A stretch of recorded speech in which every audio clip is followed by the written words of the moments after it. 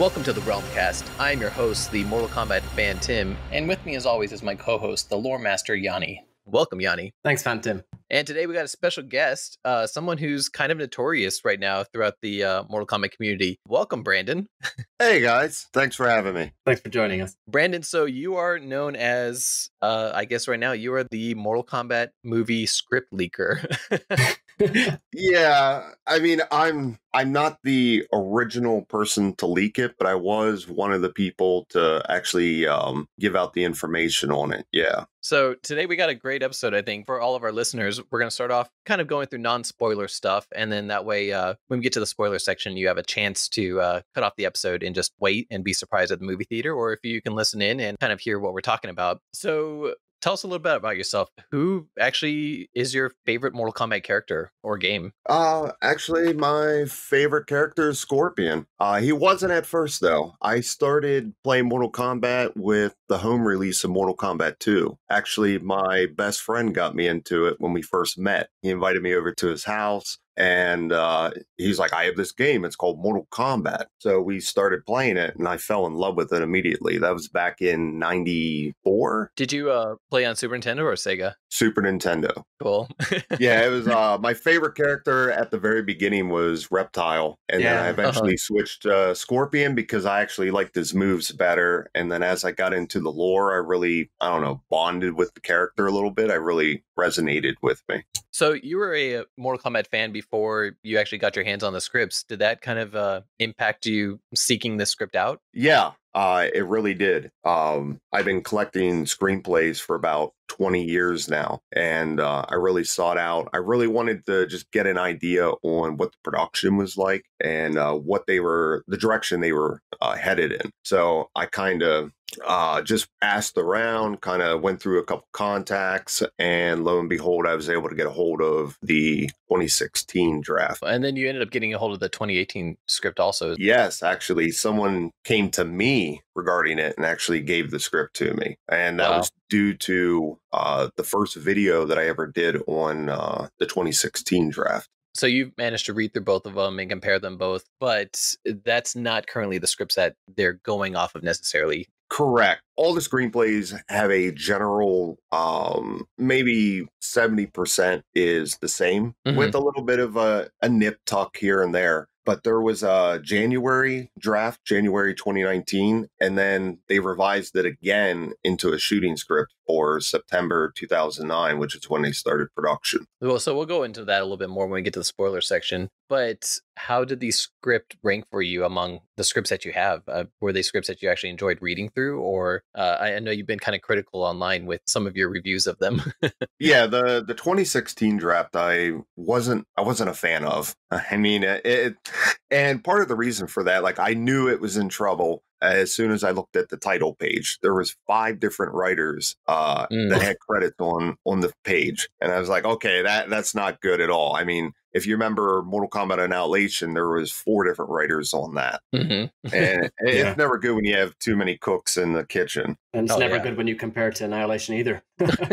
No. And it was a neat idea, but I really enjoyed the 2018 draft a lot more. I mean, there's a few things I don't like, and I can see it from both sides. From the filmmaking side and from a fan's point of view, they're going to be 2 different opinions, but I can appreciate what they're doing, and it reads very well. Once Russo was allowed to get full control and just go with that story and rewrite it to how he wanted to see it, he really was able to kind of bring it together and make it work. That's great to hear. Going from a dumpster fire to something a little bit more managed and polished is always good news when you're hearing about an upcoming movie. So tell us, what actually inspired you to release the script or to release spoilers for the script in the first place? Yeah, I think that should be the distinction there. Is I never released the screenplay, though I did have a lot of people contacting me wanting this thing. Oh, I'm sure. Yeah. Not surprised. Yeah, out of respect for the filmmakers, I wasn't going to outright leak it because it still technically is studio property. And I didn't want to just throw it out there and then everyone's talking about this thing and giving every single detail. I mean, that's the worst thing you want to ever do with a movie. Quentin Tarantino almost didn't make Hateful Eight when the screenplay got leaked. So the last thing I wanted to do was deny the entire world another Mortal Kombat movie whether or not it's going to end up being good or bad. But what inspired me to leak the information was I just wanted to talk about the movie, really. And at the time, I was starting a YouTube channel, and I ended up doing a video review of it. And then again, with the 2018 draft, around 9 months later, I did like a follow-up. And part of the follow-up was just because I just wanted to talk about the movie, and it ended up snowballing into this almost tidal wave of hate that came towards the movie. And I was like, ooh, maybe I should have dialed back a little bit of my opinion, because I just saw a lot of people just saying some really nasty things regarding the movie. And I don't know if you remember this, but the previous year, 2018 in the summer, it was actually that hashtag show were the ones that leaked the initial information on the movie. They had the same draft I did. Now I had the copy of it, but I wasn't talking about it at the time. And I noticed that their descriptions were completely messed up. And that started the initial hate towards the movie, was because whoever wrote those descriptions had no idea what the games were like. You could just tell immediately. Oh, yeah. I think that's what kind of upset fans initially, was that they read through those descriptions and were like, oh, this is not good at all already. Liu Kang being a fire-throwing ninja was never a thing.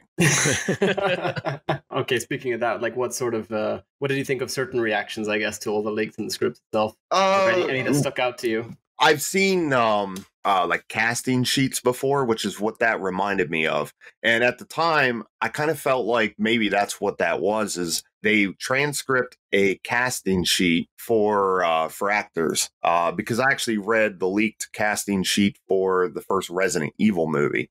So it was very similar. And a lot of times that means it's someone that works in Hollywood, probably never even played Mortal Kombat. So they're just typing basic descriptions. So instead of saying Liu Kang's a Shaolin monk and he's going to have fire abilities, they just sum it up as fire throwing ninja. Mortal Kombat has ninja and Liu Kang has fire, so yeah. So a lot of times it's very simple. It's not really reflective of the fandom. So that kind of stuff usually doesn't get shown. So when the leaked character bios or the casting sheet was actually released, there was, of course, quite a bit of uproar in the fan community. Do you think it was all justified from the fans after actually reading the script, or do you think we just got, too little information too quickly or too early on? I always think it's a little bit of both, to be honest. I mean, fans are going to be very passionate about this. And the unfortunate thing that Warner Brothers has going against them is we have about 25 years of hype since the last movie. Fans want the best representation of their fandom so that they can show their friends, hey, this is why I think Mortal Kombat is cool. Yeah. And that was part of the problem with the fandom with the Resident Evil movies, was they were too stylistically different things in tone. So I know there was a point where I was watching the second Resident Evil movie and I'm thinking to myself, am I an idiot for playing these games? Like, they kind of became their own thing, like outside of the whole video game. And speaking of which, I feel like the Mortal Kombat movies are going to become their own thing, but there's a lot of elements in it where it feels like they learned from the mistakes of the Resident Evil movies, because there is something very much in common between them. As you know, and your audience knows, pretty much everyone knows at this point, is there's an original character that is the main character of this movie. And Alice in the Resident Evil movies was never in the game. So there's kind of that connect, and I can see where fans start getting really nervous when you start introducing a character that could become, I guess the common term is a Mary Sue or a Gary Sue, where they just do anything. So I understand that fear. And that was part of my fear, too, was just knowing Hollywood and watching all the Resident Evil movies and going, oh, dear God, not again. Exactly. No, I mean, the comparison between the two, between Mortal Kombat and Resident Evil, is definitely an apt one. But the thing is, I wish that they would have learned from that decision as to bringing in an original protagonist, because that didn't go down well with pretty much anyone. And as we've seen now with the Mortal Kombat community, it's getting received the same way. Well, it was only partially not received well. The original movie, a lot of fans really didn't mind original characters because they understood that it was supposed to be taking place before the original game at that time. Where a lot of the hatred for the Alice character came in was from Resident Evil Apocalypse, because as you watch the movie, you actually see her outshine video game characters, and even at one point she punches the Nemesis, which is the main villain in Resident Evil 3, just punches them in the chest, and it goes flying back like 20 feet. So something that was supposed to be this big scary monster, like Freddy Krueger level Terminator, this beast of a monster, and she wipes it out in 2 minutes. It's interesting too, because Resident Evil also, kind of gained its own separate fan base for the Resident Evil movies than the fans of the video games. A lot of video game players didn't like the movie, but the movies were generating enough revenue for them to keep going and bring in all new fans that hadn't even touched the game itself. So I'm kind of curious to see if that will end up happening with Mortal Kombat in the same way. Yeah, and I think you could see a lot of similarities with Mortal Kombat, where because of the style movie that they want to do, I can easily see them picking up a lot of the Marvel and DC fans that maybe never played the games, because the movie does have a comic book feel. It feels like an R-rated Avengers movie. And I know a lot of people probably don't want to hear that, but I really like the screenplay for it. It was interesting. You were saying earlier that you wanted to let the movie come out naturally so that people could experience Greg Russo's vision, and that the second script kind of let what he wanted shine through. How did you feel about what his vision is of Mortal Kombat versus kind of what fans have expected? Well, one of the things I had talked about to a lot of people that were disappointed with some of the creative choices, and I can actually cover more than one thing here. First off, I feel that this movie is going to do really well if during the marketing and during like Ed Boon tweeting out things like this, that they explain that this movie works within the multiverse of Mortal Kombat. Oh, yeah. Because with Mortal Kombat 11 resetting the timeline, and Liu Kang even states that he's going to do it multiple times until he gets everything right, that will naturally explain all the creative choices in this movie. I think Warner Brothers kind of, at least some of the decision making for Mortal Kombat 11 was in the same vein, that they could, make Mortal Kombat versus DC canon, and they can make even the comic books, like the Malibu comics and stuff. Everything is now canon because of Mortal Kombat 11. Yeah, because of the whole timeline thing. Yeah, and I think that's what's gonna really help explain a lot of the changes, because there are things within the lore that they just completely ignore because either it doesn't work with the type of story that they want to tell, or because they just don't have time to get into all the lore, which also connects into the reason why they have an original character. Because you can look at the 1995 movie, and it's a decent movie. It's a good movie for 1995. Oh, yeah. And it's one of the best examples of a good video game movie. But if you really look at it and compare it to, like a normal, even a Marvel movie, there's people that were crying during Avengers Endgame. Yeah. It sounds like Warner Brothers wants to get more towards that level where you can actually have deep emotions with some of the characters. And the Cole Turner character, which I don't think that's going to be his actual name. The 2016 script had him as a Caucasian. They really didn't go into it. The 2018 draft, I think his name is Cole Marino, but they still didn't really, it's never specified that he's Asian. And then they ended up casting Louis Tan. So I kind of feel like they're going to end up changing his name. Just looking at those two drafts, I could tell that they weren't sold on the character name. And I think even some of the minor characters' names changed as well. That makes sense, too, with some of Greg Russo's recent tweets about not meeting expectations when it comes to race choices during the casting. Yeah. And, another aspect of what he wanted to get across with this, and it was the element that I really liked, is when you think about the Mortal Kombat mythology, all the expanded information, it's a lot to take in. You could have pages of information just on some of the characters. What I really enjoyed was the fact that he kind of resets it, and it kind of feels like the first time he played Mortal Kombat or Mortal Kombat 2, where there's not a lot of information. You're getting like bits and pieces. And there's actually a term for it. I can't think of it off the top of my head. I always called it the Clone Wars effect, which is in the original Star Wars movie, they would get bits of backstory across by just mentioning something briefly and then never talking about it again. And it's based on Obi-Wan's line where he said, I served with your father in the Clone Wars. And it makes you wonder, like, well, what the hell is the Clone Wars?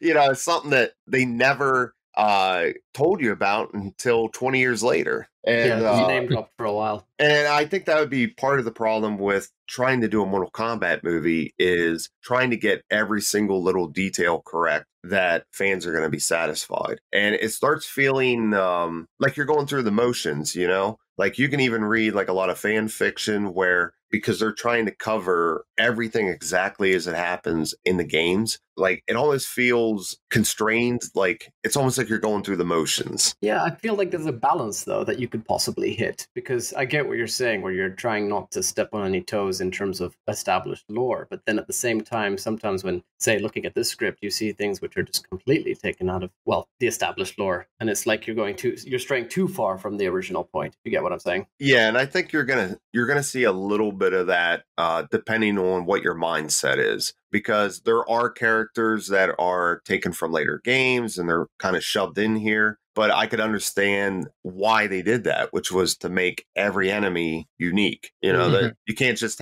look at Mortal Kombat Annihilation, where almost every single enemy that they fight is either a robot ninja with a different color or a regular ninja with a different color. The only really unique character that they fought was Motaro, and due to the special effects limitations, they couldn't do that much with him. Yeah, I couldn't bring him back either. Yeah. The one thing I really like with the screenplay is you do get a wide variety of enemy. There's a unique character design, a unique character type for each enemy that they're fighting. It doesn't feel like they're just fighting ninjas over and over, and I like that. That's cool. I want to be entertained, and like I said, I'm a huge Mortal Kombat fan. I would love to see something that is exactly like the video games, but then every time I say that, Hollywood tries it, and then it doesn't work out. I was not a fan of the animated movie that just came out. That Scorpion Revenge. Yeah, I didn't like it. I felt like they tried to take two different movies and cram it together, and it just felt rushed. So that's why I'm very hesitant to always say, yeah, it needs to be exactly like the video game, because then I feel like I'm going to get exactly what I want, and I'm going to hate it. Well, we'll go into all the actual specifics when we get into the spoilers. But right before that, can you go through the production hell the movie went through to get created? Like, we know originally it was going to be directed by James Wan, then he dropped out. Yeah, actually, James Wan wasn't actually the original director. It was, I'm going to butcher names, by the way. I know all the names, but I'm going to butcher them. But Kevin Tanchurian? Yeah, Kevin that's Tanchurian? right. Phantom has trouble with that name too, so don't worry. Yeah, he was the original director, and the idea was originally, when he did Mortal Kombat Legacy, that would kind of act as a prequel to his movie. And he hired Oren Uziel, who was the writer on Legacy, to write the movie. And then what happened was the movie stalled for about a year or two. So what Kevin did was he made Mortal Kombat Legacy 2, and then he just said, oh, well, the movie's just going to be its own thing. It's no longer tied to the first Legacy series. We're going to make them two separate entities. So they finally finished the first draft around 2013, if I remember. And I don't know if you know this, but they actually leaked just a couple snapshots of the screenplay, including its content. Did you know that? Did not. This is where things start getting really weird, but it's probably fascinating to both of you just because of being Mortal Kombat fans. But they had a Mortal Kombat script that was only written by Oren Uziel, which was eventually revised multiple times by different writers until it got to Greg Russo. But at that time, there was three snapshots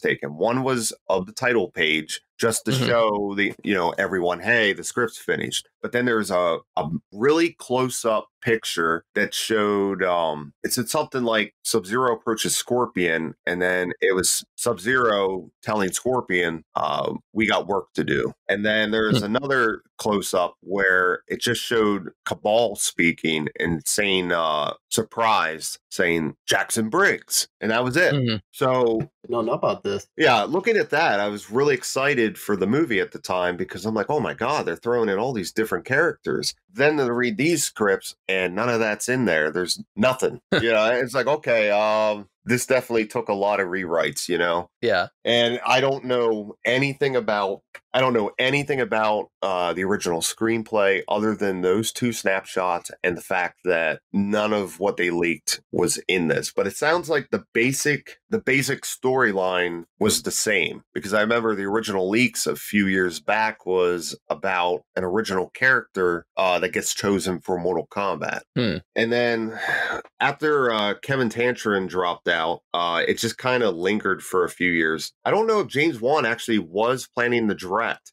He did clarify a couple years ago that his name constantly gets attached to projects. He just finally put the nail in the coffin last year regarding the Resident Evil movie, because reporters kept contacting him and asking him questions about it. And he said, look, it was offered to me to be a producer, but I'm not a producer on it. I don't have the time. And that's just how Hollywood goes, is a lot of stuff that you see in articles, unless it's, like entertainment or I don't even know all the different magazines anymore, news outlets. But most of the time when you're reading a lot of this information, it's like tabloid reporters that are just trying to get every nook and cranny out of someone, and then they're trying to write a full article on it. So a lot of the information can end up being wrong. I don't know that James Wan was ever officially attached to it, but I know he was rumored and he was at least maybe offered it. So after all that happened, how did it kind of fall into Greg Russo's hands? I'm still trying to figure that out. I have nothing against Greg Russo. I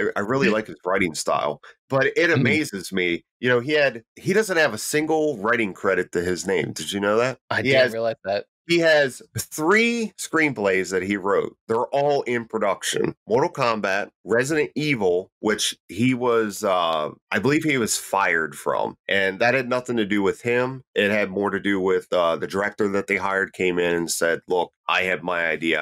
I want to write it. So his script, unfortunately, got passed over. And the third project is Death Note 2 for Netflix. Did he do Death Note 1? Or was that somebody else? No, that was the director, Adam Wingard. Oh, wow. And everybody hated that. So, yeah, it's good to see they're giving it somebody else. and that's another thing, too, is the disconnect. Because I've had a lot of conversations with a lot of my friends, and they hate it. And I said, it doesn't follow it, but I guess it's because I'm not a huge hardcore fan of Death Note. I like the movie, and I like certain choices that they did. I definitely liked Willem Dafoe as Ryuk. Oh, yeah. I mean, that was perfect casting. That was the best part. And I always love quoting the line from it, because the part where was his name still Light in the American version? No, I think they changed it to something else. Yeah. But when he threatens to write Ryuk's name into the Death Note, and he's still eating his apple, not even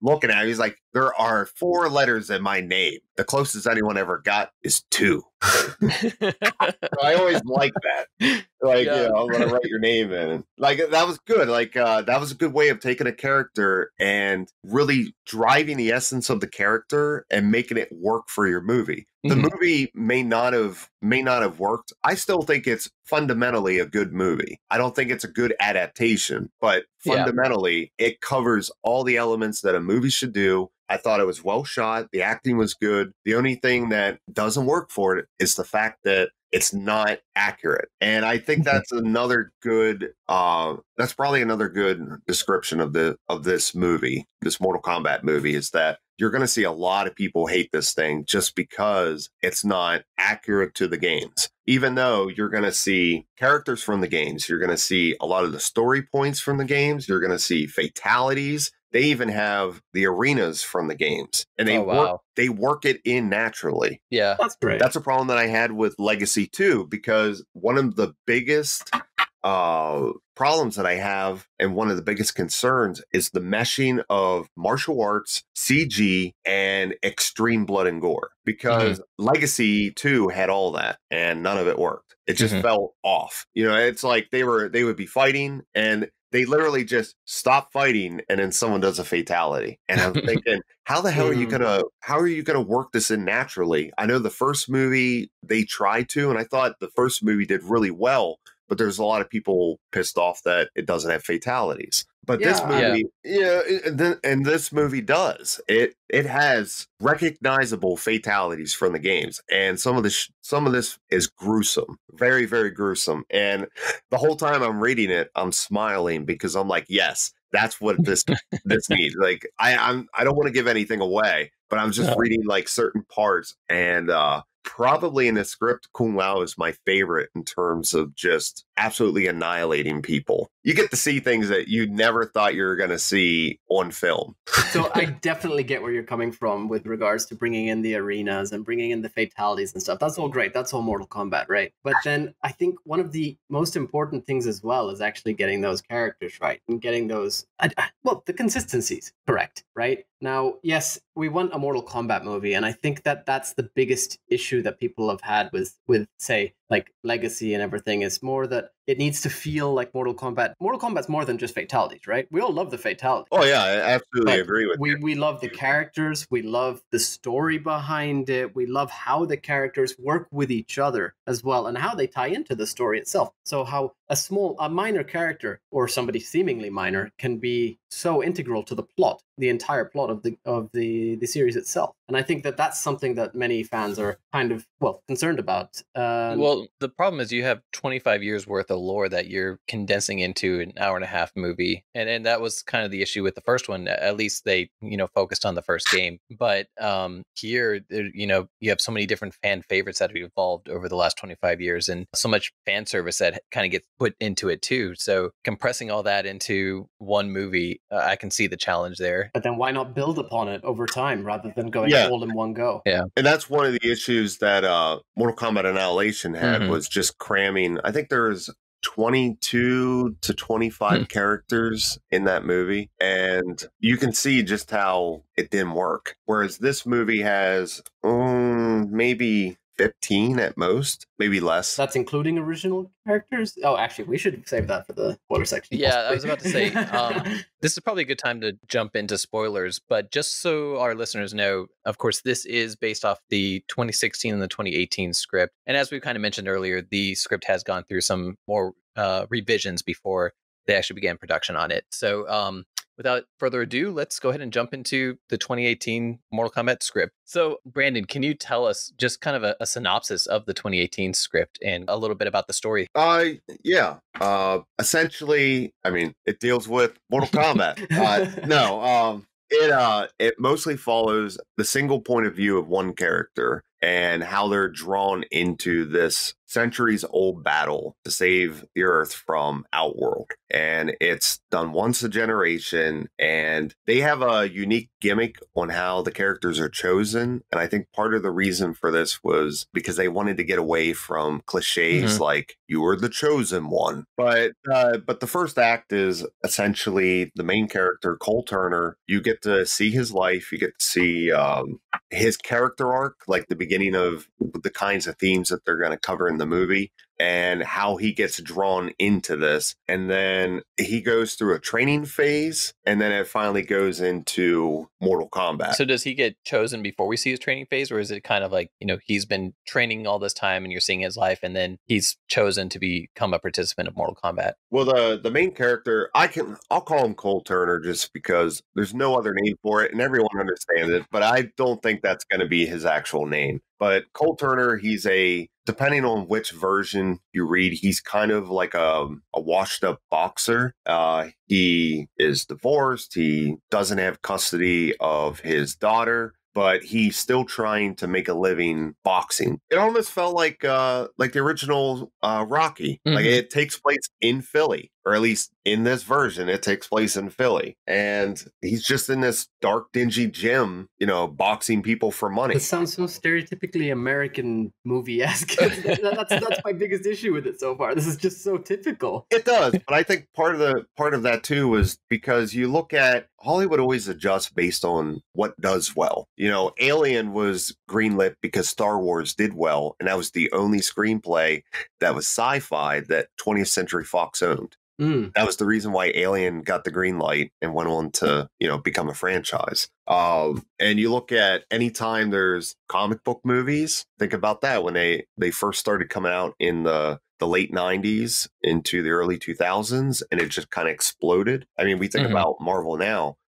Same thing with horror films. You'll see a lot of horror films. The zombie genre, how that exploded in the early 2000s. It's because Hollywood always basically rips each other off. They see something that works well and they want to take it. Go with what's pop culture. Yeah, exactly. Think about in the last 5 years, you had the Creed movies. Both of those did really well. And it was probably really easy for them to say, what kind of original character can we do that hasn't really been covered in the games? Because if you think about it, Mortal Kombat has just about every type of archetype of character that you can imagine. I mean, they've gotten to the point where now they have cowboys in it, Yeah. you have Clint Eastwood. They're obviously running out of ideas that they have to start expanding the character types. So, but I feel like the counterpoint to that is that we've got somebody like Devora or Collector. On one hand, you could say they're running out of ideas. On the other hand, there's an entire untapped multiple sort of races they could go into, even. Oh no, I agree. I agree with you on that when it comes to non-Earth Realm characters. But I think for having a human main character for the type of Earth Realm characters, I think they've covered a good bit of it. But is that not enough reason to? So I'm going hard on Cole Turner. Sorry, by the way, but no, I've actually listened to your podcast before, and I know that just the idea of it is just it can be insulting, because you think about Liu Kang being the main character, or Johnny Cage or Casey Cage, because of how they've been doing the new games. It feels like each game has its own main character. But with Cole Turner, what it does is you can do it the way that the 1995 movie did it, where you have multiple characters with multiple point of views, but you only do a little bit of their story arc and it can feel rushed, or you can focus on one character and do his entire arc so that you get that full emotional spread. And so why not just do that with one of the established characters that we've already agreed all have this full-on backstory and are all unique in their own way, So, for example, instead of Cole, why not have someone like Johnny, who literally gets sucked into this whole tournament without knowing initially what it is, right? He would have been the perfect sort of main character to take this sort of thing if that's the approach they were going for. And I absolutely agree with you on that. That was something that I talked to people before about, where I said, you could easily rewrite the first act and this could be a Johnny Cage movie. The reason why they want an original character, I don't know. But I know that usually when they do something like this, an original character is used to slowly introduce the audience into that heavy mythology and lore that they have. Yeah, I think probably to, bring in a new audience too, people who aren't familiar with Mortal Kombat, to kind of give them a new point of view and give fans something a little bit different. And I'm just playing devil's advocate here, so. No. Well, I'm actually really happy that Louis Tan did get cast as Cole Turner, because I really liked him on Wu Assassins, and I feel like he needs redemption because this isn't his first Mortal Kombat character, right? I think we talked about this previously. He was cast for unreleased production, wasn't he? Yes, Mortal Kombat Generations. He was cast as Kung Jin, and I still to this day have no idea whatever happened to that.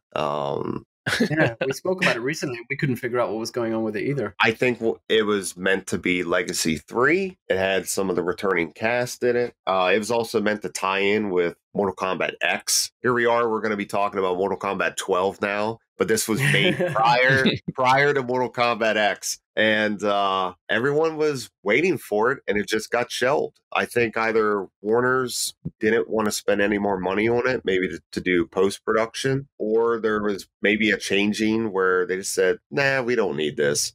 And that's a shame because you had all those actors, crew members, the director, even the screenwriter. They did all this work, and then it just never sees the light of day. So for the casting for this new upcoming Mortal Kombat movie, I'm excited to see every actor in there because I think they all deserve, a huge spotlight shined on them because they're all great performers. So the casting choice so far has been amazing to me. It's just the characters that we're missing that we're kind of upset about, which of course you're never going to make anybody completely happy. No, but I do feel there's a happy balance. Sorry, I'm going full on hard. Sorry. No, that's actually really good because that allows me to explain maybe more from like the Hollywood side of why they make creative choices that they do. And especially when you read the script, it kind of all clicks together and you're like, okay. Yeah, no, it's definitely a good perspective for us to have. Thank you for that. Yeah, and I'm sure if you were to read it, you're going to be like, I understand this. I hate it. Yeah. I understand. So you're saying earlier that Cole Turner's, this down on his luck boxer, and that he doesn't have custody of his daughter. We do know that Matilda Kimbler, a 12-year-old actress, has been cast for the movie. Can you confirm if she's going to be playing Cole's daughter or a different character? Yeah, I would say that she's going to be playing the daughter. There's no other child characters in the screenplay. Yanni was hoping we'd get like a young Katana or a young Melina.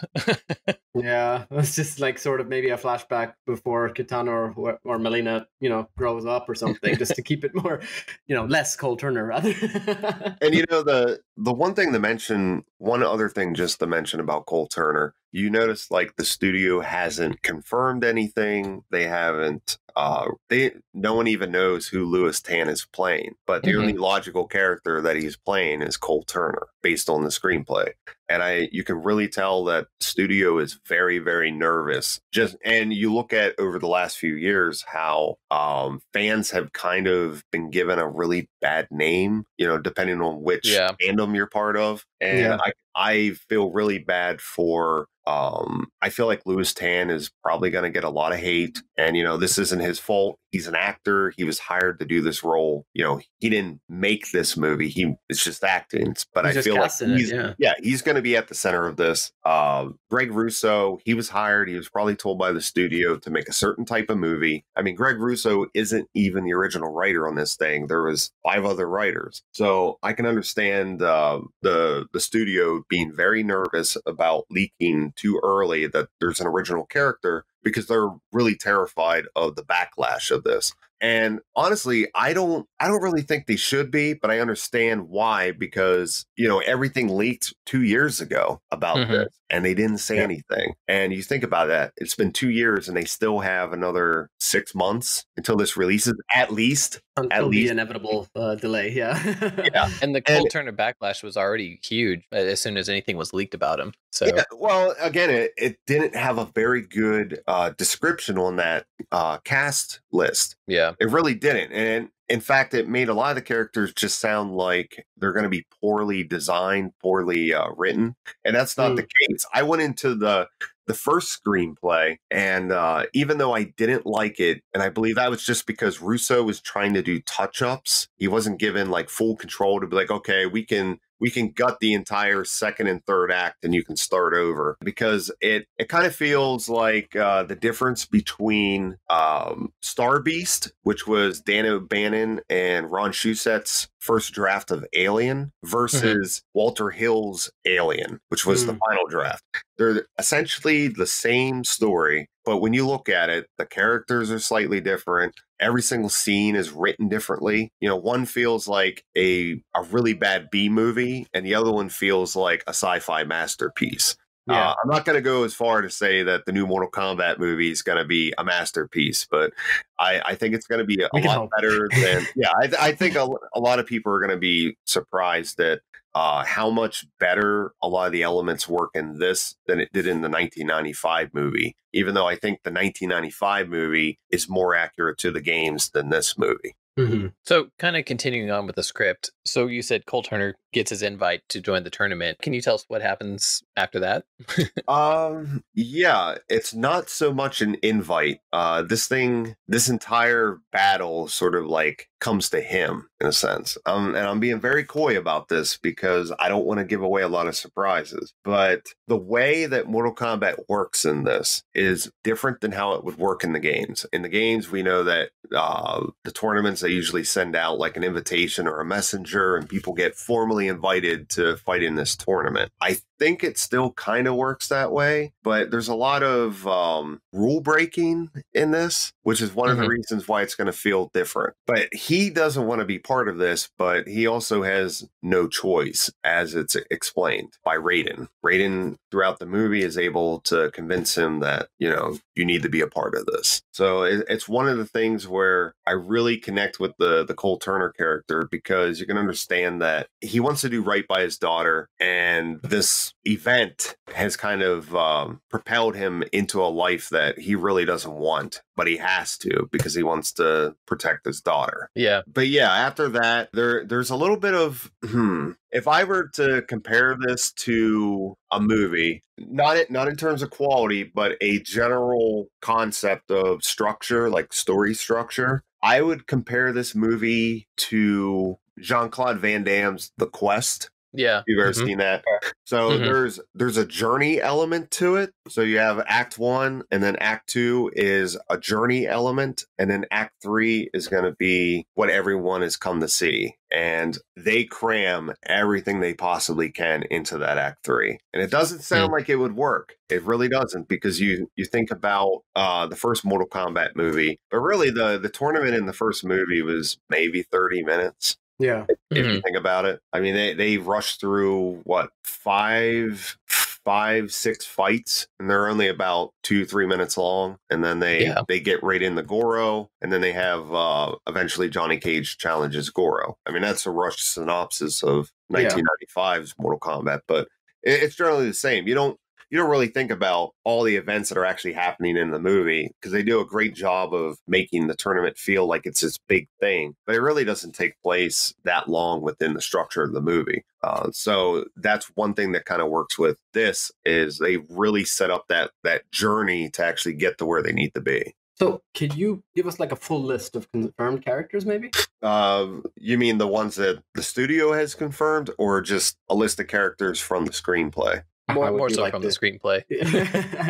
Well, you have all the announced characters, which I can run down through just so we're all on the same page here. But you have Cole Turner, you have Sonya Blade, you have Kano. Those are actually your main characters. You have Liu Kang and Kung Lao, which are supporting roles, but I want to say that by the end of it, they've kind of moved up into main character tier. It's just that they're not in like the first act of the movie.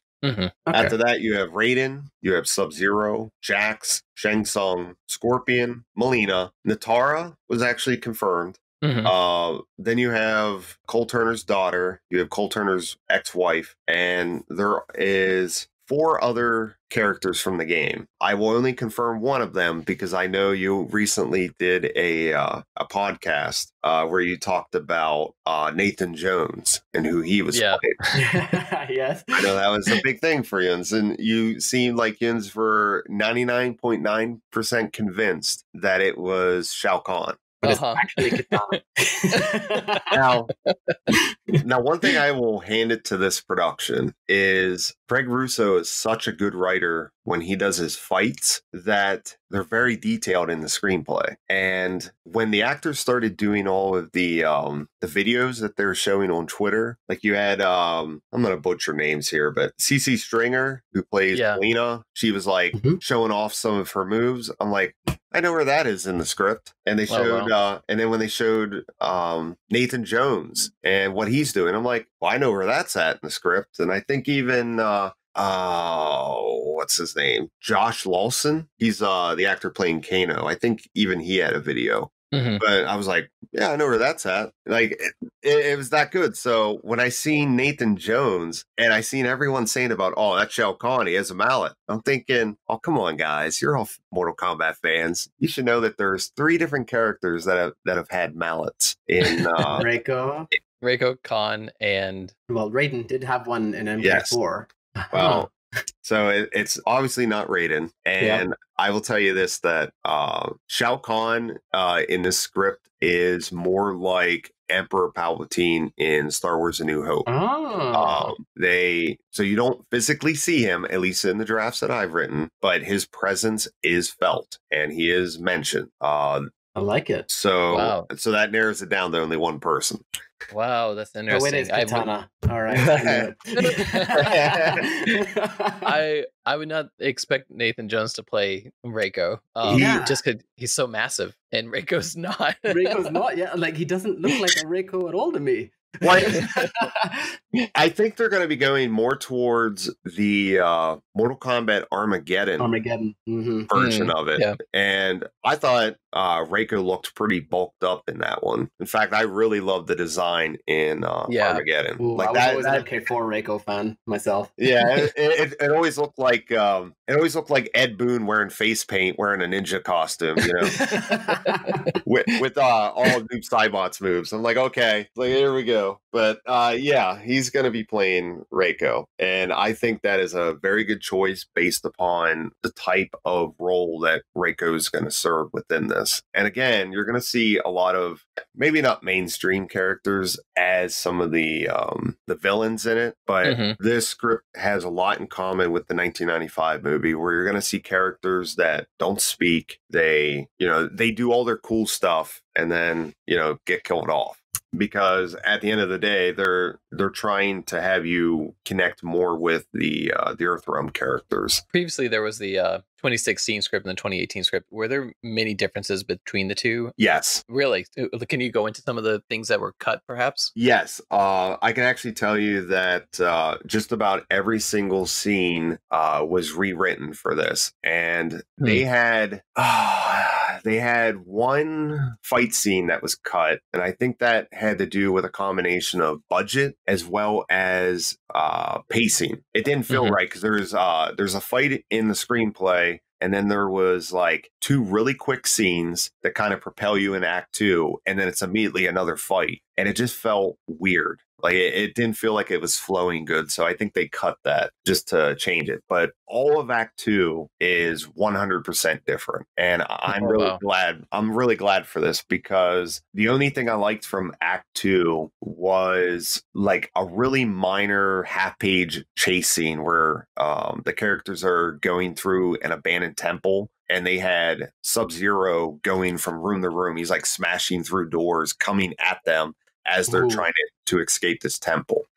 It sounds really cool, but in the grand schemes of everything they were trying to do in that moment, it really didn't work. And I hated where it led to next, which was the majority of Act 2 was this giant training montage. And they had this, I forget what the city's name was, but it was a central point in the universe. And they had all these different gates, and these gates would lead to other worlds. Yes. Yeah. Maybe that's what it was called. But it was really dumb. It really was. It was it kind of felt like a tailgater party. Like they had like this town, and there's like a merchant selling like replica katana fans, and this sounds like Jin from Conquest. It's basically the city from Conquest.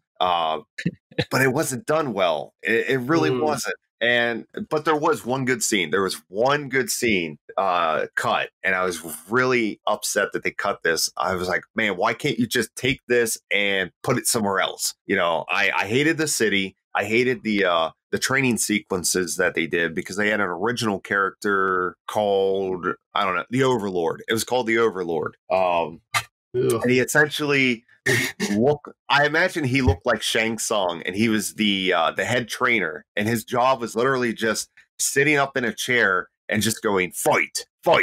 And like it was like someone just said, there's always a guy that says fight. Maybe we could just make him a character. And they put him into like this role, and it was really stupid because he was basically taking up a lot of the role that Raiden was, and I'm glad that they cut the Overlord and they took not Raiden saying fight, but taking some of the excess dialogue and the general tone that character was supposed to have and giving it more to Raiden. We're not getting the fight guy. No, unless Greg Russo is like, you know what this movie's missing? We're missing the Overlord. We need that guy that just keeps saying fight over and over. But no, there was a really cool scene between the three main characters, Sonya, Cole, and Kano. And they're in this town, and basically Kano wants to go get a beer. And he's like, I'm parched, I'm getting drunk. And by the way, he plays the comic relief, but he's not obnoxious. Like, he really does say really funny things because it's just the way his character's built. Like, he feels like Kano, and you're just laughing at everything he says. Now, you've mentioned this on online before. Kano is actually not necessarily a villain in this movie. Could you elaborate a little more? Is he a actual hero or more of an anti-hero that's kind of stuck with these people? I would say anti-hero. And to be fair, he was an anti-hero in the first Mortal Kombat. So yeah, especially in the video game lore. Yeah, so I really like that they kind of went back to Mortal Kombat 1 and said, you know, Sonya and Kano did work together because they couldn't fight because it's supposed to be Earthrealm versus Outworld. So I really like that that element that they paid a nod to it. And I'm hoping that they do more with it in the sequel. But there's a scene where he goes to get drunk, and Cole and Sonya are having tea. They're like outside doing their own thing. And Kano's in there. He gets a beer, and someone bumps into him, and he's just, you know, like, hey, watch it. And he turns around, and it's a Tarkatan. And he says something like really ignorant, but the Tarkatan was like, get out of my way, human. And he's like, your mother's ugly. And they flip out on each other. And the Tarkatan, you know, explains he serves under Lord Baraka, and you're gonna pay for this. He's like, says something else. I really wish I knew it because the banter was really good. But he just says something like, you know, yeah, whatever. And then like headbutts this guy, like unconscious. And then he like looks around, and literally half the room is Tarkatans, and they all just stand up and start approaching him. And he's like, hey guys, a little help? And of course, he's been an asshole to Sonya and Cole the whole time. So they're outside, and they're like, do you hear something? He's like, must be the wind.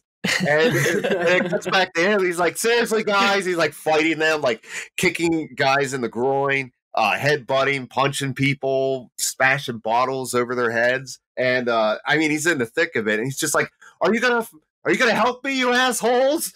Like, I really love that. And they're like, you wanna go bail him out? He's like, I'm done with my tea. You know, and they like get up and they go in and help. But it was a really good, funny scene where a lot of banter, and I just really love that because that scene really felt like Kano. You know, when you think about a lot of the basic qualities and like character quirks that Kano has, it was all summed up in that scene. And I'm like, yes, that is Kano. Because I never liked the first movie where they made him feel like a coward. Like it just felt weird. Like I felt like that undermined the character a little bit. Whereas this one, he's kind of the butt of some jokes. Like he is taken for comedy relief, but he actually fights in this movie. You're not just going to see like 1 minute fight against Sonya where he gets his neck snapped like the 1995 movie. You actually get to see him fight multiple times in this, and he's a damn good fighter. You get to see some really cool kills from him too. And he has some interesting elements to his character. I really liked it. I'm not going to spoil some of the more original traits that they gave him, but it was really neat. I was like, okay, that's a nice touch. I really liked that. But that was the only thing that I liked from the second act. The whole second act in the original script, like I said, was different. And then the third act in the 2016 script versus 2018, all they did was originally it was just one mass battle, and they figured out a way where instead of just doing like the 95 movie where you just watch one fight and then it cuts to the next one and then cuts to another, in this one you get to see like multiple fights happening simultaneously. but in different locations. And they do some really cool twists and turns. And this is where you get to go see like the battle arenas. It was neat.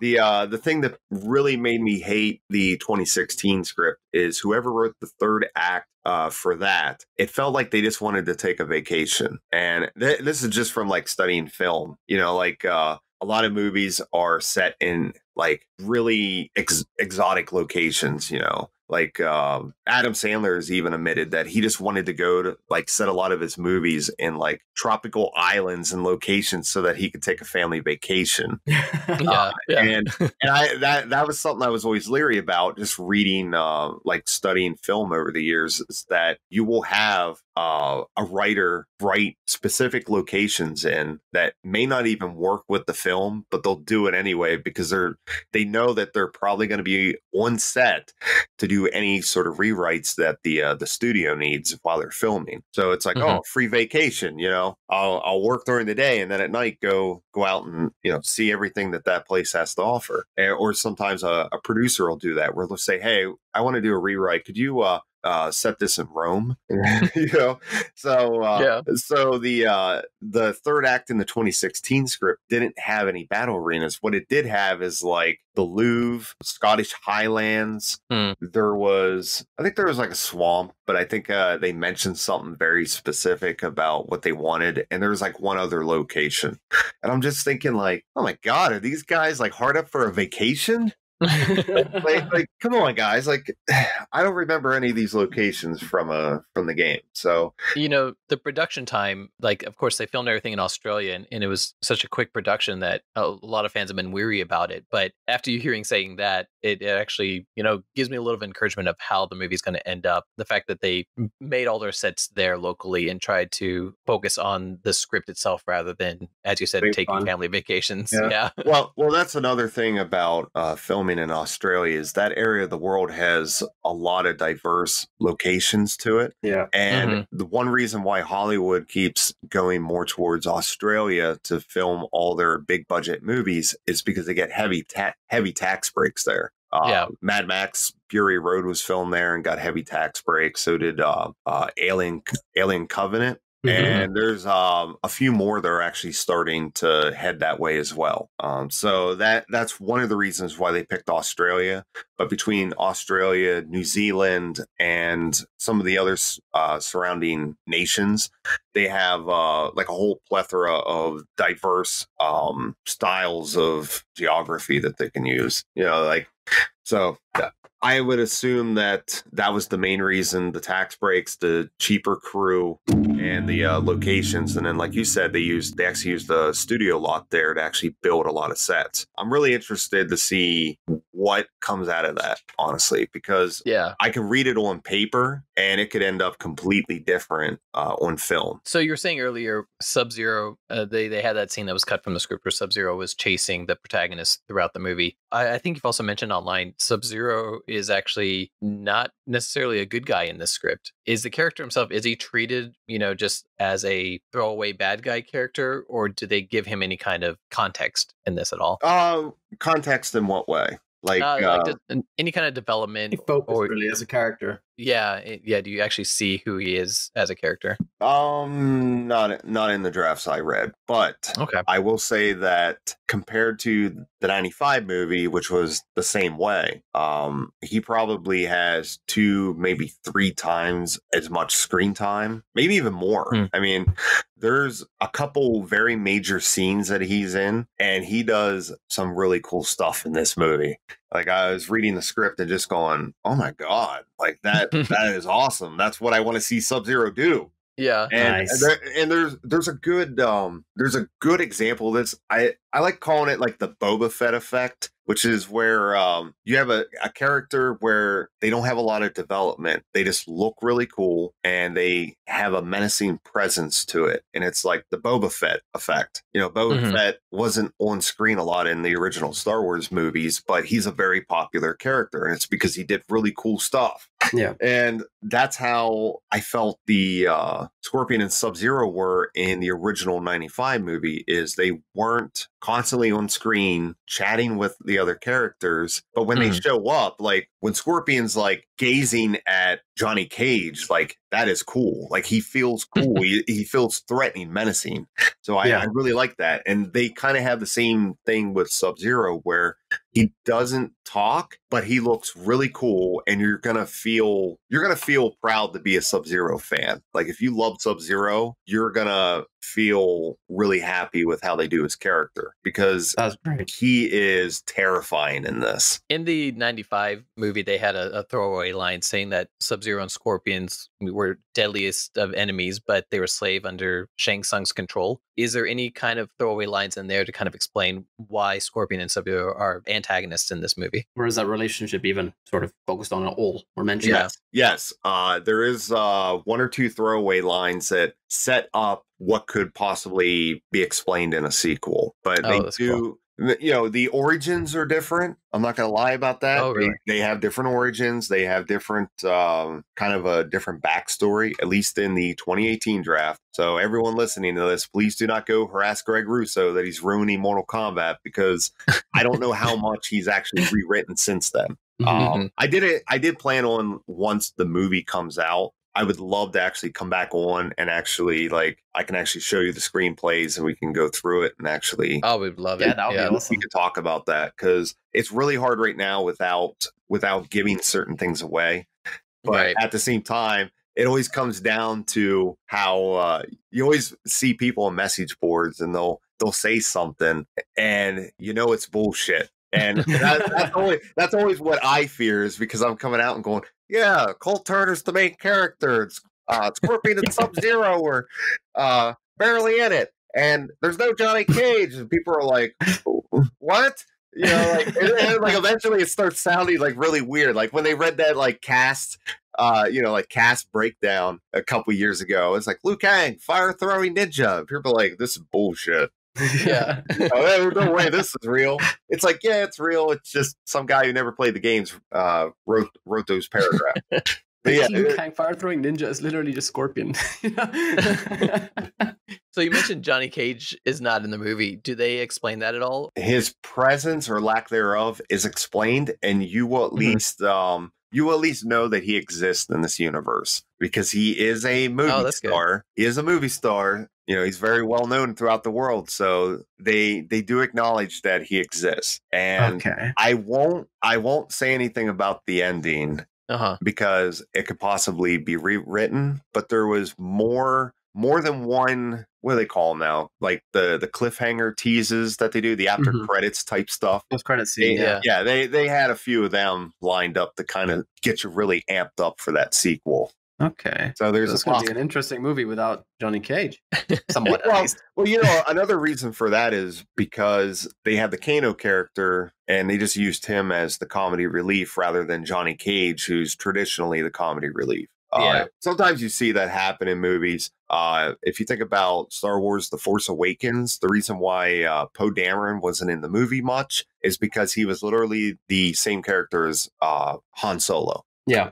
So just to have two Han Solos in a movie, that would not have worked out well. I just find it so weird when hearing, like, obviously this is just an individual thing. I just find it so weird to see how, like, Hollywood scripts, they have to have specific stereotypical characters, can't have multiples of the same one just because, we've hit that box. You know what I mean? Yes. Well, this would be the business side of things. Everything is based around test audiences and how things are polling and what previously made a lot of money. Yeah. And that's something where I was actually listening to John Carpenter, the famous director. He was talking about the studio system, and he was asked what the difference was between when he was a director in the 80s versus now. And he said, I don't feel that I don't feel Hollywood is as nice of a place to work in as it was a couple decades ago. Like, they're not as friendly. And you hear horror stories about child actors where their careers dry up and people just stop talking to them. You know, no one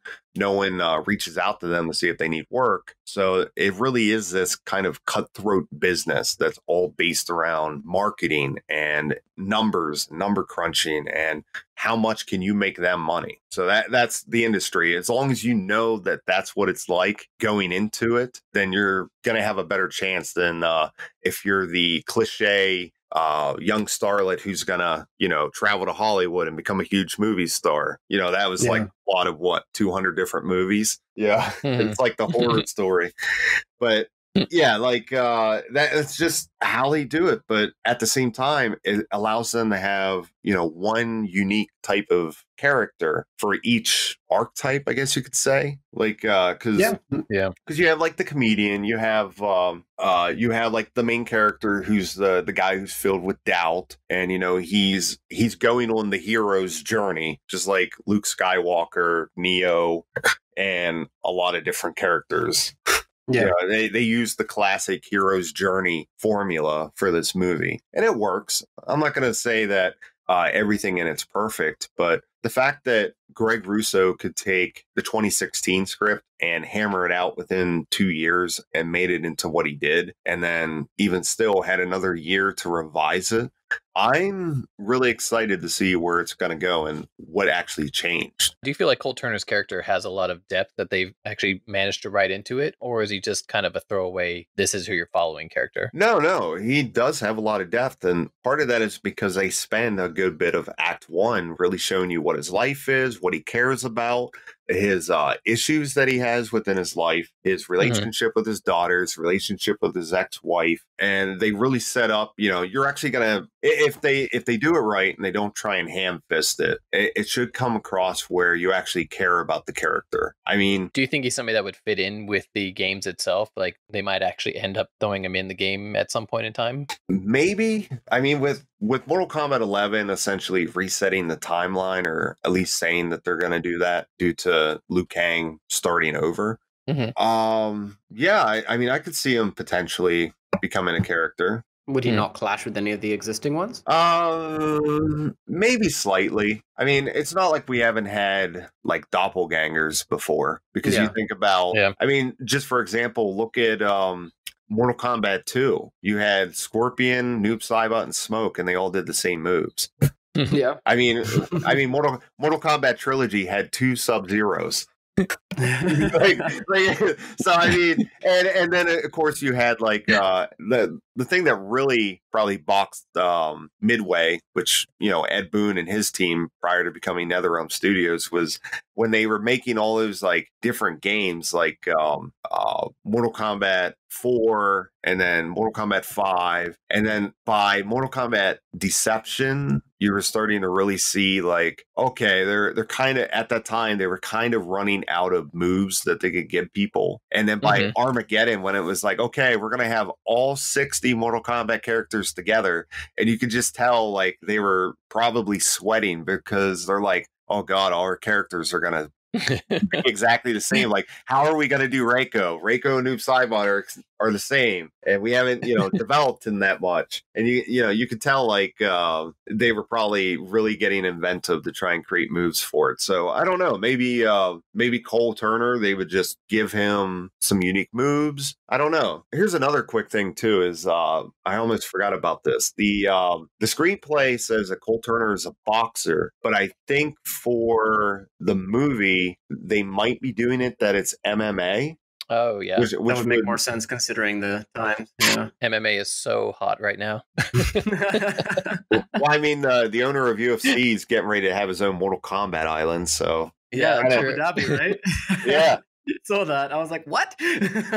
I'm going there. I think they even did it in the marketing, and that was brilliant. It was brilliant that they actually lean into that. So you mentioned before that the characters actually have their super powers or their super moves. Like Liu Kang can shoot fireballs and things like that. Does Cole Turner happen to have anything like that too, to make him more unique or more special than a regular human? Yes. Nice. I won't go into it because that's part of the story arc. Because the only thing I will say is that the Liu Kang and Kung Lao are the veteran fighters for Earthrealm. They have been training their entire lives. So in fact, Kung Lao is at one point mentioned that he is the world's best fighter. It's like he is Earthrealm's greatest fighter. So they're going with arrogant Kung Lao then? Well, not really. Kung Lao doesn't have a single line of dialogue. Oh,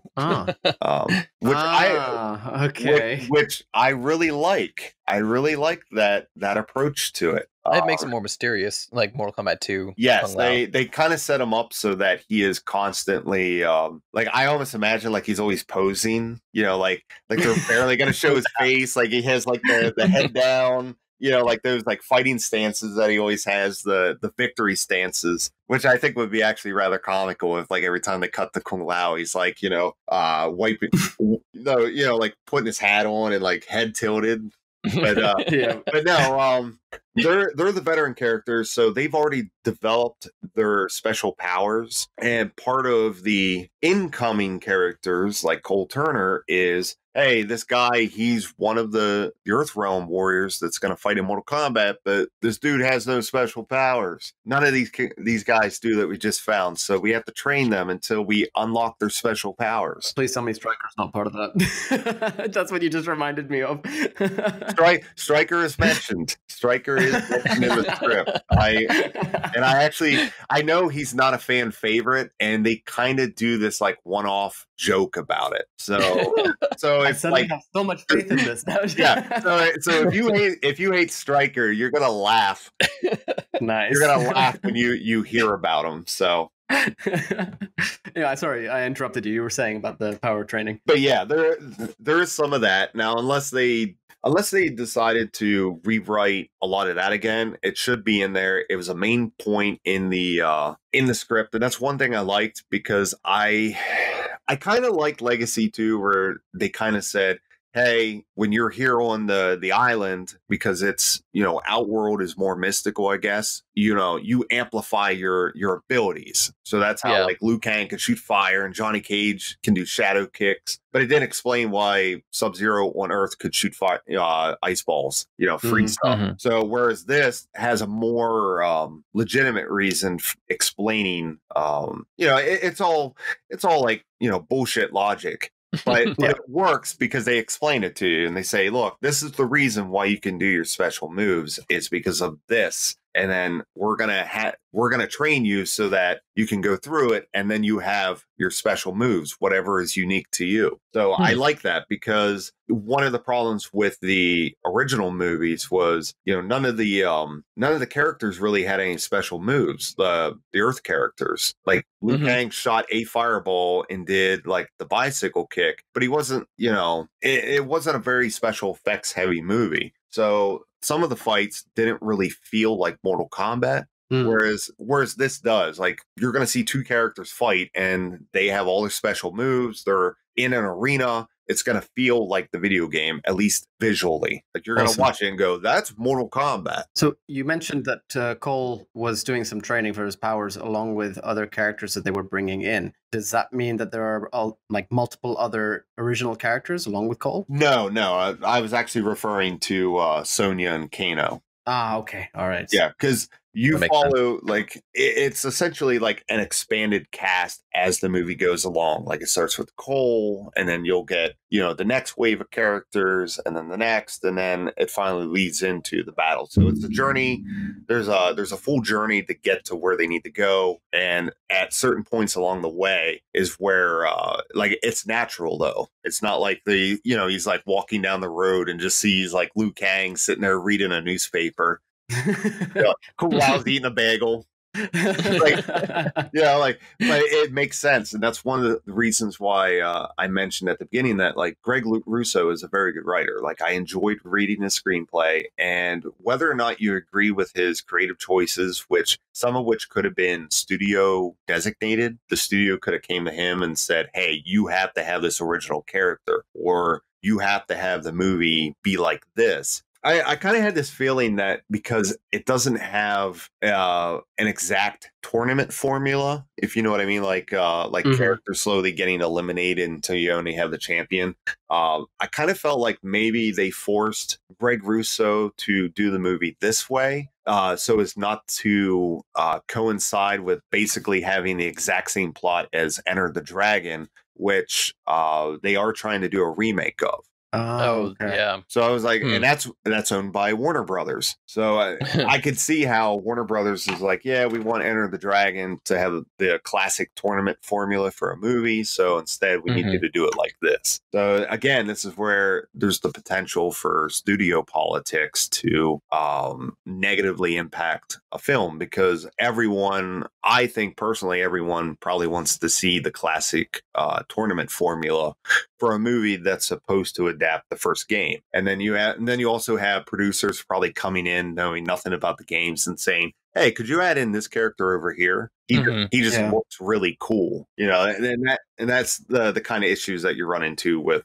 producers that think they know best. But in overall, I think they did a really good job with it. So speaking of some of these other characters, we know that we have Natara, of course, coming in, and she's going to be played by a woman who's mostly known as being a stunt double and doing various stunts throughout movies. And there's also been talks of other characters coming in, like, of course, Reiko, Rain, Draman, and some of these people who their involvement in the script has kind of been leaked throughout all this. My question is, are these characters more so just going to be throwaway monsters that are just kind of inserted for fighting, or do they have any kind of lore around them, or are they just kind of be how Sub-Zero and Scorpion were, where they're these menacing characters that come in for individual fights? And he asks with specific focus on Rain. Or even Ermac too. But yeah, like is Rain even still in this script? No, he's at least in the 2018. He was actually the fight scene that was cut. No, of course it's my luck every time. It made sense though, because honestly, I didn't like because the 2016 version is the only version I know of that had Rain in. He may have existed prior, but for whatever reason, they decided to go with him where he just looks like liquid, like he's just like water. The fight scene was a really cool idea. The fight scene was a really cool idea. Yeah, he was described as like shifting water wearing armor, that kind of like description. Okay, I'm suddenly glad he's not in it. Yeah, there's a problem where I think they picked a lot of like the most unique and monstrous looking characters in order to make Outworld seem like it's a very demonic place. Like, these are the villains because they have like, 4 arms and wings, and they're not even human. That's actually one question I wanted to ask you, because, well, we've mentioned that Natara is confirmed, and then I'm not sure if you just confirmed whether or not Draman was still in or removed. But it's weird that they're picking characters like this to get that point across when they're not actually from Outworld. And that again goes down to where they shift around the mythology of the games in order to get the kind of visual that they want to do. There's another character which I actually completely forgot about, even though I was thinking about him earlier today. There is a certain character. I'm not gonna mention who, but he's been leaked before, but I'm not gonna actually say his name. He is going to be completely different than how he was in the games.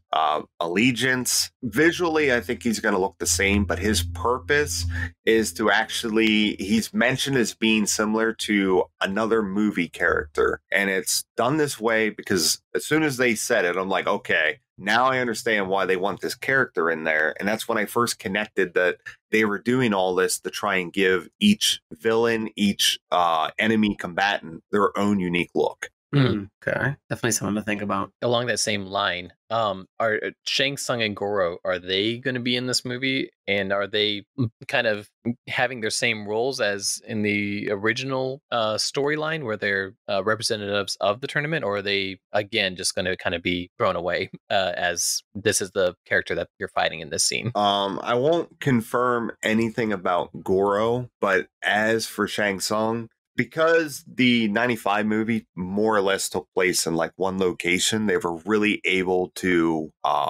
give Shang Tsung a lot of screen time.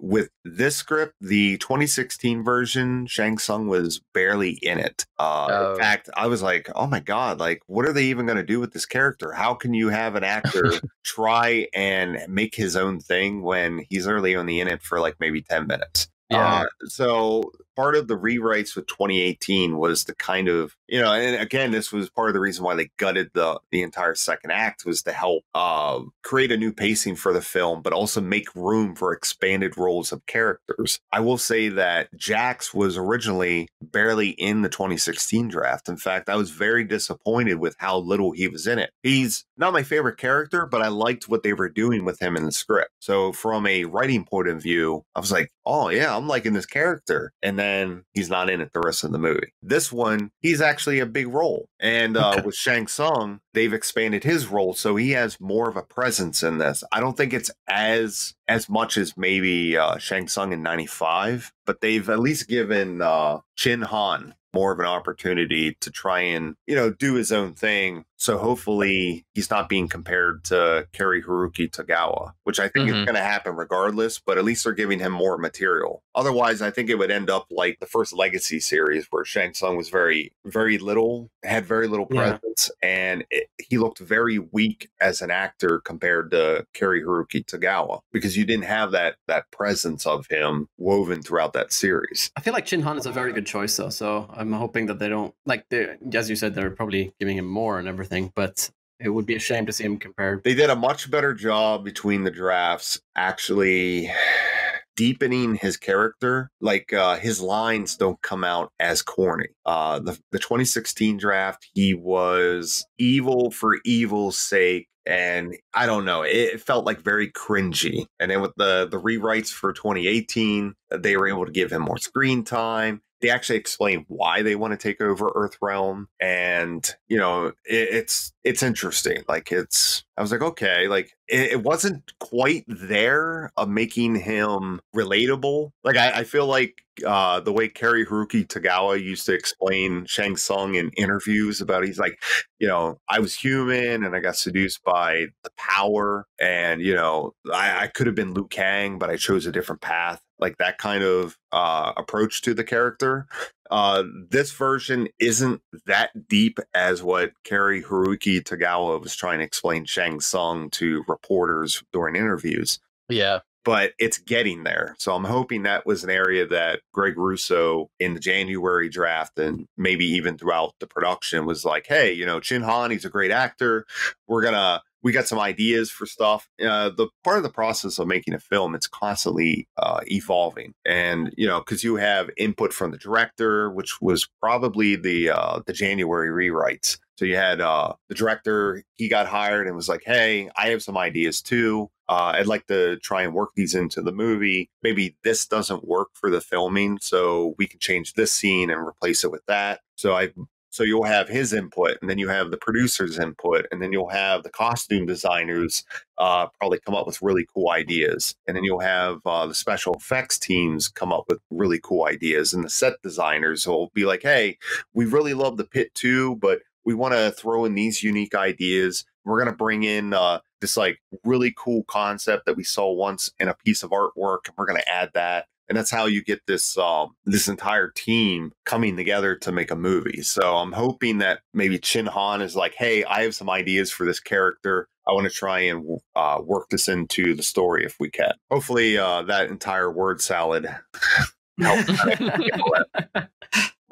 I did want to ask, you mentioned earlier about Kano. Now, considering Kano's apparent role, is he not Black Dragon? I mean, have we confirmed Cabal is in the script? And if so, what is happening with the Black Dragon? In the drafts I read, they didn't have any of the organizations from the game. Okay. That means like no special forces or anything like that either. They do kind of mention special forces, but from what I gathered was like Sonya is essentially AWOL, so you don't get to see her with like teams of special forces agents. The one thing that they did do that I was really happy about was in the 2016 draft they made Jax a like SWAT team member, so it's kind of like that leftover from when Kevin Tancheron, because he had this obsession with making them all cops rather than keeping with the special forces element. So they kind of brought that back, this idea of military for those characters. And Kano is like a mercenary. He's done like some really shady things, and he even like lists different stuff. He does assassinations, gun running. He does like all this different nefarious black market stuff. But they don't mention that he's a part of any specific criminal organization. Okay, and does this lack of factions relate to the Lin Kuei and Shiryu as well? They are not mentioned in the script. Interesting. But if you think about it, they weren't mentioned in any of the Threshold Entertainment movies either. So at times it almost feels like they're trying to adapt. It's almost like a remake of the first movie. When you hear about like some of the changes that they did in the first movie that wasn't accurate to the games, and then it'll be like, oh, it's almost like they decided to remake the first movie. With CC Stringer playing Melina, nobody's able to really confirm if Katana is actually going to be in this movie. Do we see Katana at all? Is she played by CC Stringer, or is that another one of these background characters that we're not really going to experience? No, she's a background character. And again, it came down to like Greg Russo actually explained it that he could only do like so many characters in a movie and actually be able to give them justice. And while I don't feel like they should have put Melina in this without Katana, I feel like all of that should have been saved for a sequel, because that's when you bring in Shao Kahn, you bring in Katana and Melina, and then you can actually address more of the history of Outworld. But it was still really cool to see Melina in this and watch her fight. But I was like, if they had kind of put in Katana and tried to get into that, I think it would have really started putting pressure on the runtime to try and do it justice, because even the two movies that they did barely even covered anything. In fact, the Annihilation didn't even cover that they were sisters. Yeah, that's true. No, it's just a mud fight. Yeah. Okay, so I mean, she's just going to be background then, but I'm assuming that means her absence is sort of explained in a way. Yeah, well, I mean, kind of. It just depends on what they want to go with, because there was two different things in the scripts, but I just kind of get the idea that she's probably with her adopted father, being his bodyguard or whatever. Like that would be my guess, is that she's probably just back in Outworld serving under Shao Kahn. Or maybe they'll try and, go a different route. With the way this movie is, there's any possibilities for where they'll go with the sequel. In fact, looking at it, the more I read it, the more I was very open with them, like for a sequel, not trying to adapt Mortal Kombat 2. To be like, just go out there in your own direction, because at the at the end of the movie, when you finish reading it, if for everyone else listening, when you finish watching it, you're at least gonna there's a lot of stuff that's not accurate to the games, but I don't think you're ever gonna walk away from this and say like you're a fan of Kano. Yeah, he's not Black Dragon, but you're gonna walk away from the movie going, yeah, that's completely the reason why I love Kano. And same thing with Sub-Zero, like I mentioned before, and Liu Kang and Kung Lao. Like I wasn't much of a Kung Lao fan. This made me a Kung Lao fan. Awesome. Basically, you mentioned a while back that you were quite disappointed with what's happened to Scorpion. Is it anything specific that you can say about that? That was based on the 2016 draft, which they've completely like done away with. Scorpion wasn't actually a character in the 2016 version. Now I'm not going to elaborate on what they did with the 2018 version. Like I'm not going to talk about like how much he's in the script, how he connects into the story. I want to let all that be a surprise. But the thing that probably caused the greatest amount of hatred for this movie is I did mention about how they basically made Cole Turner turn into Scorpion. That in the originals? Yeah, in 2016. The climax was when he gets his powers, I'm trying to think of a way to essentially get you to feel the way I did by describing how this. Just what you said already did it. But yeah. Well, no, like essentially, there's a character, one of the enemies is attacking someone, and Cole is pleading with his arm outstretched, like, no, please don't kill them. And they show the enemy, and then suddenly this like spear comes through his chest. And then they cut back to Cole, and he's like back on his feet, and he has like it's coming out of his wrist. And he's just like, and then of course they did the get over here, and I was like, it's bringing back like PTSD reading that thing. Actually, I wonder if that's remnants of Kevin's script, because in his what was it, Mortal Kombat, not Legacies, but before Rebirth. that, Rebirth, yeah, he had the main character actually end up being Scorpion as the little twist at the end of that little series. That's always possible. While the 2016 version, it kind of felt unified in terms of like basic writing, it didn't feel like it was very well connected together, again due to like 5 different writers with different ideas. And that's why I kept saying, once Greg Russo was given complete control and they said, look, you got to kind of keep this basic idea, like you can't scrap the entire story, but you can fix it and kind of do your own thing. He did a good job of going back through saying, we don't need this scene, this idea is stupid, but we're going to work with the basic structure and go with this. And he did a very good job of actually making the story work. But, it's like the first thing he took out was, nope, Cole is not Scorpion.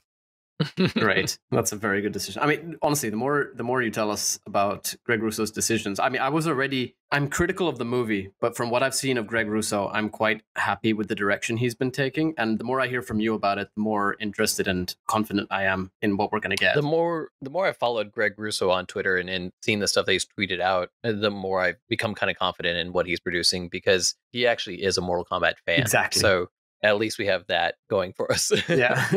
Yeah.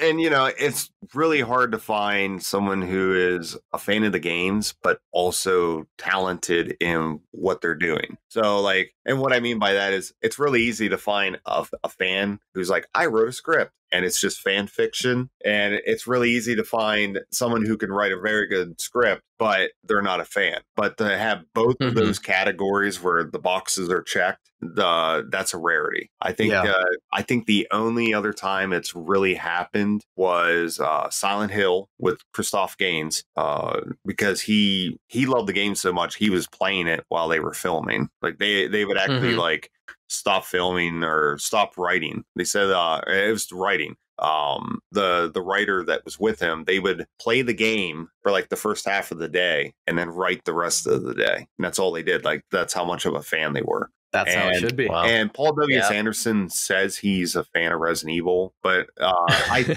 think what it is he liked playing the games, but he didn't care about any of the lore story. And I think I think maybe to an extent, Greg Russo understands the lore, but as a writer, he's like, this doesn't work for what I want to do. I think he might be a really big fan of the gameplay, which is, that's fine too. At least someone's played the games. But I don't think he's like, a scholar of Mortal Kombat where he's like, oh yeah, and goes down into like deep details and can tell you the exact age of Liu Kang when he fought Mortal Kombat and how many years it's been between Mortal Kombat 1 and 11, and be able to give you all these tiny tidbits. I don't think he's anywhere close to that. But I think he's a really big fan of what Mortal Kombat is. And that itself, I'll take that over someone who's like, oh, Mortal Kombat, that makes money. And they jump on it just to be like, I'm going to make money. No, for sure. I did want to ask, are there any specific characters you would have liked to have seen in casting? I'll give a twofold answer because there's probably two. One is kind of hokey, but I'll go with it. I would have really liked to have seen probably Ermac. I think that would have been fun to see. I think they could have maybe worked them in, but again, it gets down to they already have more than one ninja in it. But I liked Ermac back in the Ultimate MK3 days, and the other character, not for this movie, but I would love to see him maybe in the sequel or third movie, is Aaron Black. I mean, if they're gonna just start throwing characters in and saying, hey, this is a different timeline. This isn't the original classic timeline. We're doing our own thing. Then I want to see other characters from some of the newer games show up. Like, personally, I'd be okay with Devora showing up in like the second or third movie just because she has a really cool design to her. And I'd love to see it.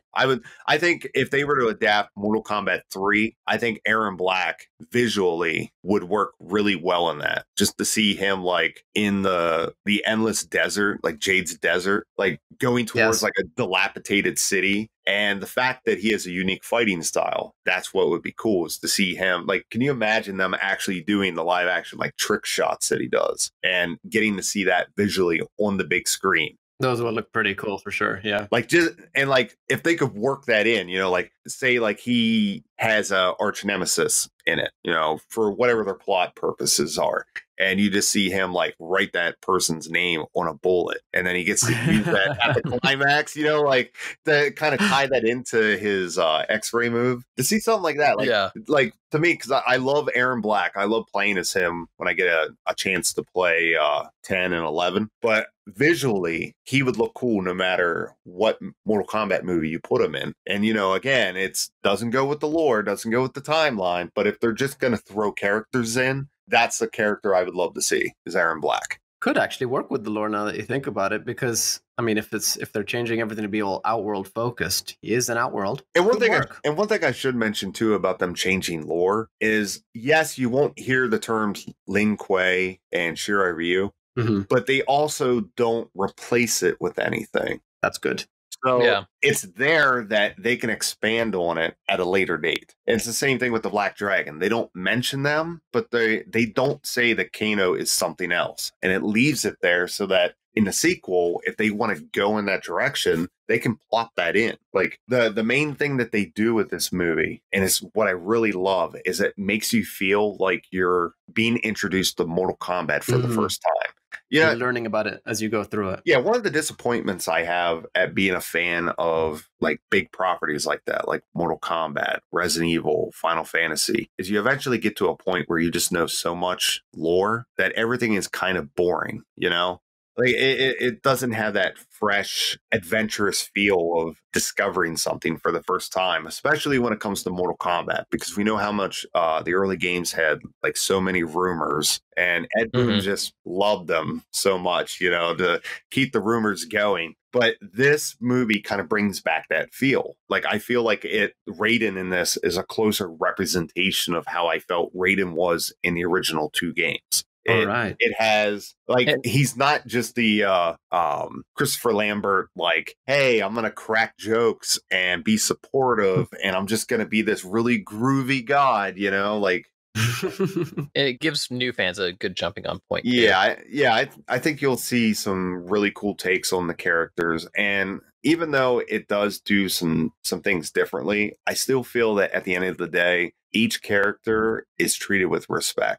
And that's bigger than I think if they were to follow the lore, because Mortal Kombat Annihilation did not respect the characters. The Resident Evil movies did not respect the characters. And again, getting into something that was discussed at the very, very beginning with the character Alice constantly outdoing the game characters or making them look subpar to her. This movie doesn't do that with Cole, and it's kind of hard to explain it without getting into it, but every single character gets at least one really cool moment, and most of the time they're giving multiple moments to shine. They get the spotlight, they get to do really cool stuff, and Cole is not there outdoing them. He's just our guide into this world, And while we do follow his story and we follow his reactions to how he is experiencing this journey, and the movie is kind of about him, it still keeps like a team mentality by the third act. So you get to go see these characters and they are holding their own against other opponents, and they're doing all their moves. They're doing fatalities. Like, it's going to feel like Mortal Kombat. And I love that. And I love that part of it. And that's what makes me feel like Greg Russo is a really good writer, because he understands how to make a main character work in a movie without trashing all the other characters just to make your character look cool. That's so great to hear. Yeah, and your answer actually gives rise to, well, two of the questions I wanted to ask you. One was, you mentioned Ermac. Are there any other of Shao Kahn's creations turning up, such as, say, Scarlet? No. They have like I said before, they have a very limited amount of characters. Some of them are just used as combatants, which I'm okay for, because I think some of the characters, you'll be like, oh, okay, I understand why they wouldn't elaborate on that character with a story arc. But they don't have a lot of background characters, at least written in the script. Now, if they... maybe when they do some Outworld scenes, maybe you'll see someone. That'll probably depend on the director. Maybe Greg Russo being like, hey, this would be cool if maybe Scarlet's walking in the background, or, something like that. They have nods to other characters too. You will see, if you're paying attention, you're going to see nods to other characters, as long as they follow the basics of this script. Do we see any Mortal Kombat X or 11 characters? Or mentioned at all? No, there's none from the newer games. I would say, off the top of my head, I think the most current game that characters were introduced in would be like Deadly Alliance. So you don't see, you don't see anyone from Deception or 10 or 11 in there. But as pointed out during a leak of some of the sets for the outdoor city scenes, which would be probably connected with where the gym dojo areas for Louis Tan's character. They snuck in on like signs in the background for some of the businesses. They actually do have one of the character names from Mortal Kombat 11 on a sign. Now, I don't know if they're actually going to show that in the movie, or if it's going to allow them to even allow the audience to even see it. But they are going to have the signs in the background with some of the character names. I know Sindel was mentioned, and I think it's Geras. Geras it's like Geras's gyros. Like they have that as a sign. And I don't know if, based on how they film it, is that a Geras reference or an Avengers reference though? With the shawarmas. I'm hoping it's more of a Mortal Kombat one, but yeah, I don't know, based on how they're going to film it, whether it'll be far in the background for some of the fans to pick up, or whether they're going to use, say, like a wide angle lens and diffuse the background so that you can't even see it anyway. I think that was something, but that kind of shows you the kind of love that the people working on the movie, the cast and crew have for this game, that they're willing to put these like little tiny nods. Easter like eggs. It kind of reminds me of like Mortal Kombat 3 when you see what is it? Boone and Tobias's names is like the street exits in the subway. Right. So it has those kind of nods to it, like that tongue-in-cheek, like we know what we're doing kind of feel. Okay, Brandon, is there anything that you'd like to plug before we head into? Well, I wish I still had my YouTube channel, but I am probably, if you ever have me back on again, probably by that time I'll be able to plug some stuff. I am a filmmaker. I am starting out again. I've been studying for years. Finally got around to getting some projects lined up. So I do have a project in the works that is going to be going into production very soon. I'm hoping to have it done by the end of the year. And I'll say that the only thing I'll say about it is that it connects to something I was talking about in this podcast. So I'll leave it at that. But I do have a really cool project that's in the works, and it's one of those things that's very personal to me. I'm very passionate about. yeah, I love filmmaking. I do not have any sort of social media outside of Facebook, and that was just because I was into like that YouTube mindset for a couple years, and it started to get to the point where it is basically burnout. But I was getting to the point where I was uploading content because I got to feed the algorithm, and I was getting very upset with myself about that. So I've actually decided to go and do my passion, which is actually film. And it's one of the reasons why I collect screenplays. I talk, do reviews, and I talk about movies so much. It's because I'm very passionate about films, and I'm trying to pursue that career. So hopefully Warner Brothers won't ruin it, Because they're like, don't work with this guy. He's giving us positive news, guys. but no, I'm really excited to kind of take that journey, and it's been really amazing over the last 5 months. I think it's been that I've been on it. Like I've actually been meeting people and making contacts and getting to talk to people I thought I'd never be able to talk to before. So I'm hoping that when I'm back on here again, that I'll be able to actually tell people about everything I've been doing, and hopefully I'll be able to talk with Yuns about the movie when it releases. Oh yeah, I would love to have you back on and talk about that. That'd be great. Definitely need to do a sort of follow-up. Because by that time, once the movie releases, I am not going to care about, the prior scripts. So I'll actually be able to go into depth and actually show you exactly, this is what it was originally supposed to be versus the final product. And I've been wanting to do that ever since I originally got both screenplays, was to finally do a comparison to show people the filmmaking process and show them just how much visually things can change. Great. Well, looking forward to that for sure. Did want to ask, what is your favorite finisher in the games?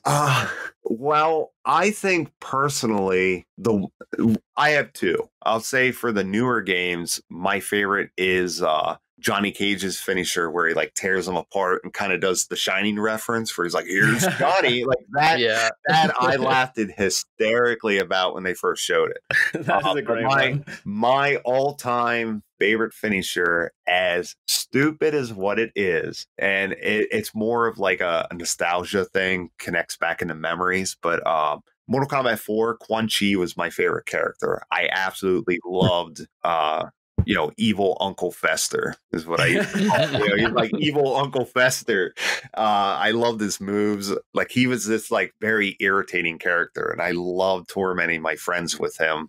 So I actually stomp jump thing. Yeah, I absolutely loved his finisher, where he like just tears your leg off and then beats you to death with it, and it's so comical and over the top and like so fast paced. It was the same thing that it brought me a lot of joy, I should say. Just like my favorite move of his was the teleport stomp, and I used my friends would rage quit over that because I would just time it so right, and it was just constant, And the great thing about Mortal Kombat 4 was the funny like gibberish that they say. Yes, because like it was amazing.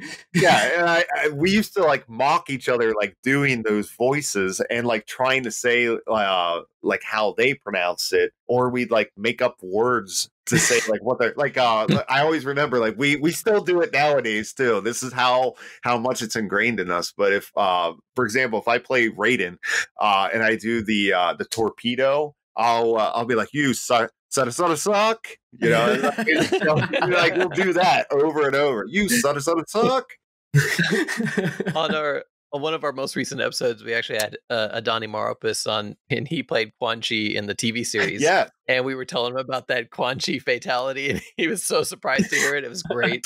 Yeah, I got to listen to part of that, but I was really loving the fact that you were talking to some of the cast from Mortal Kombat Conquest, which is I just recently bought the DVD set. I actually have a lot of nostalgic love for that. It's so underrated. It's very cheesy. It's very 90s. It's very dated and low budget. But there's a charm to it, because and part of the problem that I have with this new film is the same problem I have with a lot of newer films. It's the idea that you have to do everything dark, because they've been pushing like, oh, this is going to be blood, gore, rated R. We're going to have fatalities. And, the 95 movie didn't really have fatalities, but it's still beloved. And part of that was because the respect that the filmmakers had for the games. And it also kind of kept that cheesy charm that the original games had. Because even though they had fatalities and blood and, people were raising torches and pitchforks for the game developers for making such a game, but there was a lot of like cheesy, funny things about those games originally. And it feels like it kind of feels like the game series itself is going more and more darker with the advancement in graphics and stuff. So I'm hoping that this movie keeps some of that, because one of the things that makes Mortal Kombat Conquest so enjoyable is because that cheesy charm it has directly connects to how the games feel, especially when you look at the first 4 games, which were its own storyline, its own type of video game. It's like with Deadly Alliance and on, they kind of started the next chapter of how they felt Mortal Kombat should be. And then, of course, with the reboot of Mortal Kombat, that's when they kind of settled into their current type of what they feel Mortal Kombat is. So I'm really hoping that this movie kind of has at least some of that. I'm hoping they have at least little nods to how cheesy Mortal Kombat can be. Because, I mean, we're talking about a video game that has essentially demigod kung fu people that mixes like American stereotypes with robots, vampires, sorcerers, demons. Like, there's so much stuff. It's beautiful. When you think about, they just added Clint Eastwood to it, just all those different types of characters and the absurdity of it. Like, I'm hoping they don't go too dark and then they kind of box themselves in a corner where they eventually are like, well, this is so depressing now that we feel like robot ninjas just don't work out anymore. I've actually been saying that to Phantom for a while now, how people are for some reason associating MK with just specifically R-rated or gore, whereas MK for me has always been over the top. That was what it was, And overall, I mean, I'm much more excited to see this movie after speaking to you and hearing a little bit more about these previous scripts than I was going into it. So thank you for joining us today. We really do appreciate having you on the show. Thank you for having me. I really appreciated the invite, and I really enjoyed this talk. So I'm hoping I'll get to talk to you again. That would be great. Oh, definitely. And thank you to all of our listeners for stopping by today. Special thanks to Uppercut Editions for their continued support. You can find them at Encyclopedia MK on Twitter and the Mortal Kombat Encyclopedia Project on Facebook. You can find Yanni and myself, Phantom, on the Mortal Kombat group on Facebook, as well as Yanni on the Mortal Kombat meme realm. You can catch up on all episodes of the Realm Kast on YouTube, Facebook, iTunes, and Spotify. Thank you.